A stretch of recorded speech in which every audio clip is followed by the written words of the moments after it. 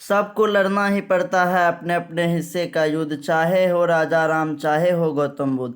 हाँ तो नमस्कार मेरे प्यारे दोस्तों, आप सभी का बहुत बहुत स्वागत है आपके अपने परिवार AY ऑनलाइन एकेडमी पर।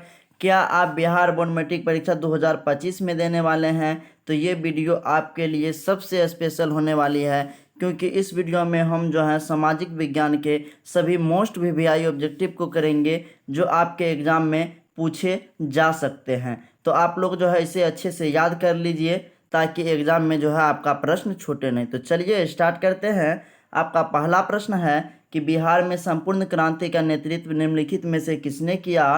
तो जयप्रकाश नारायण ने। ऑप्शन डी इसका राइट आंसर हो जाएगा। बिहार में संपूर्ण क्रांति का नेतृत्व जो है जयप्रकाश नारायण ने किया था, याद कर लीजिएगा। ठीक, इसके बाद आपका दूसरा प्रश्न है कि भारत में 1977 में हुए आम चुनाव में किस पार्टी को बहुमत मिला? जनता पार्टी को। ऑप्शन बी जो है इसका करेक्ट उत्तर जो है वो हो जाएगा। इसके बाद आपका अगला प्रश्न है, ये सभी प्रश्न जो है काफ़ी इंपॉर्टेंट है, इसे आप लोग जो है याद कर लीजिएगा, ये आपके एग्जाम में जरूर आएंगे। निम्नलिखित में कौन भारतीय किसान यूनियन के नेता थे? तो महेंद्र सिंह टिकैत। ऑप्शन सी इसका करेक्ट आंसर हो जाएगा। महेंद्र सिंह टिकैत जो थे भारतीय किसान यूनियन के नेता थे। इसके बाद आपका अगला प्रश्न है कि तारी विरोधी आंदोलन निम्नलिखित में से किस प्रांत में शुरू किया गया? आंध्र प्रदेश में। ऑप्शन सी इसका करेक्ट उत्तर जो है वो हो जाएगा। तारी विरोधी आंदोलन जो है वो आंध्र प्रदेश में शुरू किया गया। इसके बाद आपका अगला प्रश्न है कि सत्ता में भागीदारी की आवश्यकता कहाँ पड़ती है? तो इसका जो है सही उत्तर हो जाएगा क्षेत्र, भाषा और जाति के आधार पर बटे समाज में। ऑप्शन ए इसका करेक्ट उत्तर जो है वो हो जाएगा। इसके बाद आपका अगला प्रश्न है कि संघीय व्यवस्था में सरकार होती है तो द्विदलीय होती है। ऑप्शन बी इसका करेक्ट उत्तर जो है वो हो जाएगा। इसके बाद आपका अगला प्रश्न है कि भारत में किस राज्य का प्रति व्यक्ति सर्वाधिक है? तो गोवा। ऑप्शन डी जो है इसका करेक्ट आंसर हो जाएगा। भारत का जो है गोवा राज्य का प्रति व्यक्ति जो है वो अधिक है। इसके बाद आपका अगला प्रश्न है कि बिहार के किस जिले का प्रति व्यक्ति सर्वाधिक है? पटना। ऑप्शन ए जो है इसका करेक्ट उत्तर हो जाएगा। और किसका कम है? तो शिवहर जिला का जो है सबसे कम है प्रति व्यक्ति है बिहार के। ठीक, और अगर राज्य में पूछे कि भारत के किस राज्य का प्रति व्यक्ति सबसे कम है तो वो अपना बिहार है, याद रखिएगा। इसके बाद आपका अगला प्रश्न है कि उपभोक्ता द्वारा शिकायत करने के लिए आवेदन शुल्क कितना लगता है? तो इसका सही उत्तर हो जाएगा आपका इनमें से कोई नहीं, क्योंकि उपभोक्ता द्वारा शिकायत करने के लिए जो है 1 भी रुपया जो है नहीं लगता है, यानी कि 0 रुपया लगता है। और आपका ऑप्शन में 0 नहीं है, इसलिए इसका करेक्ट आंसर जो है आपका ऑप्शन डी हो जाएगा, इनमें से कोई नहीं। इसके बाद आपका अगला प्रश्न है कि सन 2008-9 के अनुसार भारत की औसत प्रति व्यक्ति है तो 25,494 रुपया। ऑप्शन बी जो है इसका करेक्ट आंसर हो जाएगा।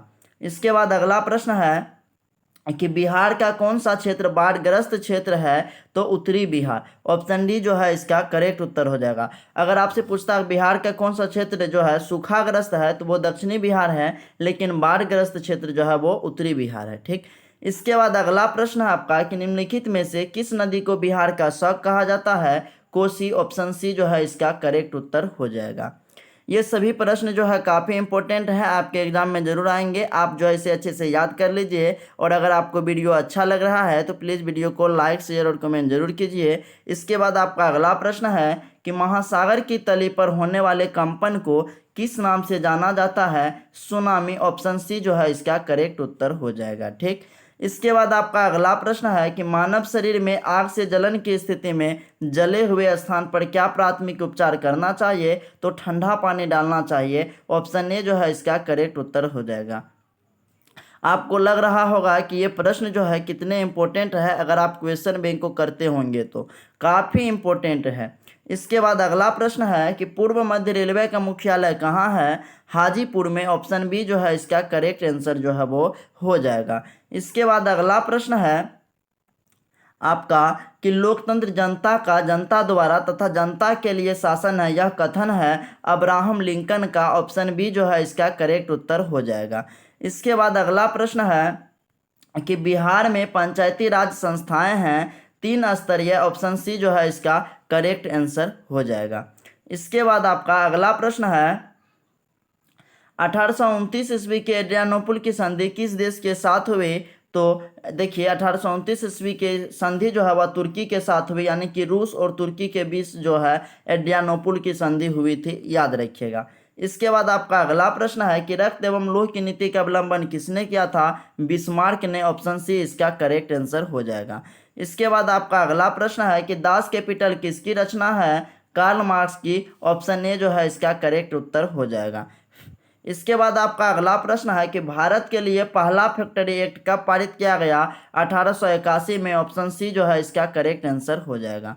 इसके बाद आपका अगला प्रश्न है कि कार्ल मार्क्स का जन्म कहाँ हुआ था? जर्मनी में, ऑप्शन बी जो है इसका करेक्ट उत्तर जो है वो हो जाएगा।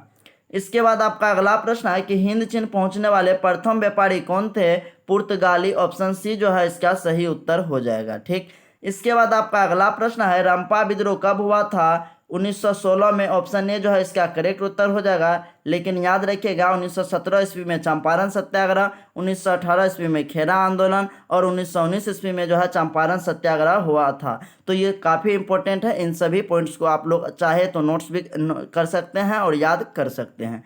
ठीक, इसके बाद आपका अगला प्रश्न है कि निम्नलिखित में से कौन राष्ट्रीय दल नहीं है? देखिए राष्ट्रीय जनता दल, बहुजन समाज पार्टी, भारतीय जनता पार्टी, ये तीनों जो है राष्ट्रीय दल हैं, लेकिन लोक जनशक्ति पार्टी यानी कि ऑप्शन सी जो है लोजपा, यह जो है नहीं है, ऑप्शन सी जो है इसका करेक्ट उत्तर हो जाएगा। इसके बाद आपका अगला प्रश्न है कि भारत में योजना आयोग का गठन कब किया गया? तो 15 मार्च 1950 ईस्वी को, ऑप्शन सी जो है इसका करेक्ट उत्तर हो जाएगा। भारत में योजना आयोग का गठन जो है वह 15 मार्च 1950 को किया गया था। और आप लोग कमेंट में ज़रूर बताइएगा कि योजना आयोग का पदेन अध्यक्ष जो होता है वे कौन होता है, ज़रूर बताइएगा कमेंट में। इसके बाद आपका अगला प्रश्न है कि पंचायत समिति का प्रधान कौन होता है?